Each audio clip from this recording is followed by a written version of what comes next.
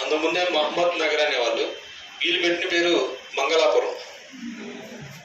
అర్థమైందండి? సో ఇలా వేరియేషన్స్ ఉన్నాయి, వాడు ఎలా అయినా అడగవచ్చు.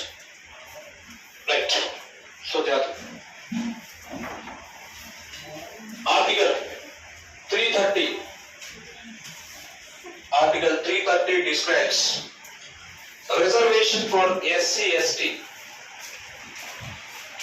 Reservation for SC/ST in Lok Sabha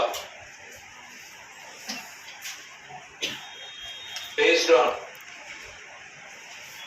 population.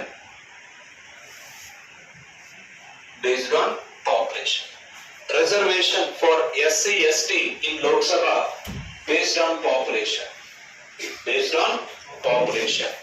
So మరి ఈ యొక్క లోక్సభ స్థానాల్లో SC/STలకు వారి జనాభా నిష్పత్తి మేరకు రిజర్వేషన్ కల్పించాలని చెప్తాం. ఏ ఆర్టికల్ ఇది? 330. ఎక్కడ రిజర్వేషన్ ఇవి? లోక్సభలో. రైట్.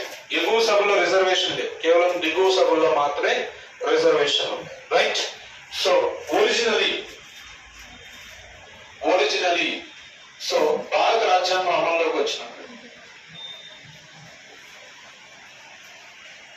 అంటే రాజ్యాంగం అమల్లోకి వచ్చినప్పుడు మరి SC/STలకు లోక్సభలో ఎన్ని సంవత్సరాల పాటు రిజర్వేషన్ కల్పించారంటే 10 సంవత్సరాల పాటు మాత్రమే కల్పించడం జరిగింది. అంటే 1960 జనవరి 25 వరకు మాత్రమే అమల్లో ఉంది. Right. So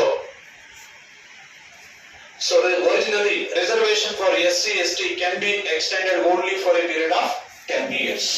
Applicable only for a period of 10 years. But it can be extended for every 10 years by special constitutional amendment acts. అంటే ప్రతి 10 సంవత్సరాలకు ఒకసారి కూడా ప్రత్యేక రాజ్యాంగ సవరణ చట్టాల ద్వారా SC/STలకు కల్పించినటువంటి రిజర్వేషన్లను పొడిగించడం అనేది జరిగింది. రైట్. మరి కల్పించినటువంటి ఏ రాజ్యాంగ సవరణ చట్టాల ద్వారా SC/STలకు కల్పించినటువంటి